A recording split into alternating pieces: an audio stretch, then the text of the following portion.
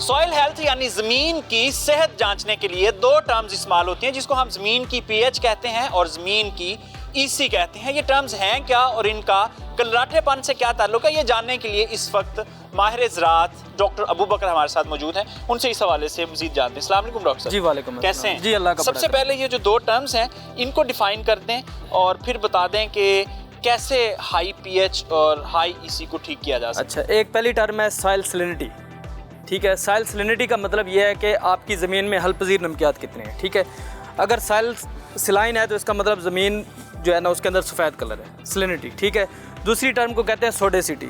सोडेसिटी means के ज़मीन में सोडियम कंटेंट्स कितने ज़्यादा है, जो ज़मीन का काला कलर डेवलप करे। ठीक है, जो सैलिनिटी है इसको हम दूसरे अल्फाज में ईसी कहते हैं। ठीक है, और जो पीएच है हाई पीएच वो सोडेसिटी है।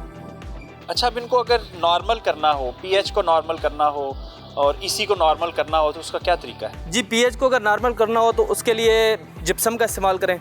ठीक है, वो जिप्सम की जो रिकमेंडेड अमाउंट है या मिकदार है वो डिपेंड करती है कि सॉइल की पीएच कितनी है। डॉक्टर साहब ये बताएं कि अगर मेरी ज़मीन का पीएच 9 या इससे ऊपर है तो मुझे कितने बैग्स डालने हैं? आपकी ज़मीन का पहले तो हम टेक्सचर भी साथ टेस्ट करेंगे, टेक्सचर किस तरह का है। अगर आपका क्लेई टेक्सचर है आपको 100 to 120 बैग्स तकरीबन आपको डालने पड़ेंगे जिप्सम के। अच्छा, अगर ईसी की बात करें तो ईसी की नॉर्मल रेंजेस क्या हैं और उसको अगर ज़्यादा है तो नॉर्मल कैसे करें? जो ज़मीन की ईसी की नॉर्मल रेंज है वो 4 से कम है। अगर 4 से कम ईसी है तो इसका मतलब आपकी ज़मीन नॉर्मल है। आपको किसी तरह की कोई इस तरह की ज़रूरत नहीं है कि आप कोई अमेंडमेंट उसमें या कोई भी चीज़ इस्तेमाल करें। ठीक है, जैसे ही 4 से अबव जाती है तो आपकी ज़मीन सलाइन होना शुरू हो जाती है। ठीक है, वो फिर आगे डिपेंड करता है कि कितनी हाई है और कौन सी क्रॉप्स उस पर जो सूटेबल है।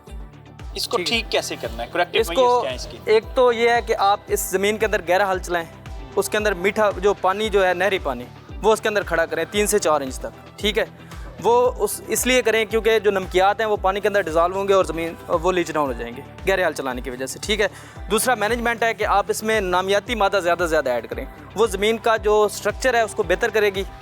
ठीक है, स्ट्रक्चर बेहतर होगा, उसकी पोरोसिटी बेहतर होगी, ज़मीन में जो पानी है उसकी ड्रेनेज बेहतर होगी और अल्टीमेटली जैसे ही आप कोई उसको पानी लगाएंगे या कोई भी आप ट्रीटमेंट करेंगे तो आपकी ज़मीन बेहतर हो जाएगी। ईसी और पीएच का कोरिलेशन क्या है आपस में? ईसी सर अलग चीज़ है, पीएच अलग चीज़ है। कोरिलेशन हम नहीं कह सकते क्योंकि अगर इस कुछ ज़मीनें हैं जिनकी ईसी ज़्यादा है। ठीक है, ज़रूरी नहीं है कि उसकी पीएच ज़्यादा हो। ठीक है, कुछ ज़मीनें हैं जिनकी पीएच ज़्यादा है, ज़रूरी नहीं है उनकी ईसी ज़्यादा होगी, लेकिन इनकी आगे मैनेजमेंट डिफरेंट है दोनों की। जो हाई ईसी वाली ज़मीन है उसकी मैनेजमेंट है कि आप उसके अंदर अच्छा पानी लगाएं। जो हाई पीएच वाली ज़मीन है उसकी मैनेजमेंट है उसके अंदर आप जिप्सम डालें, या एक और भी हल है उसके अंदर आप एसिड भी डाल सकते हैं। अगर दोनों ऊपर हों, दोनों ऊपर हों तो उसका ये हल है कि आप सबसे पहले उसको अपना उसकी सोडेसिटी ख़त्म करें, फिर सैलिनिटी की तरफ। यानी काला कलर और सफ़ेद कलर दोनों इकट्ठे हो सकते हैं? जी हो सकते हैं, बिल्कुल। उसको हम सैलिनिटी और सोडेसिटी दोनों कहते हैं, सलाइन सोडिक कंडीशंस कहते हैं। चलिए डॉक्टर अबू बकर साहब, आपके वक्त का बहुत शुक्रिया।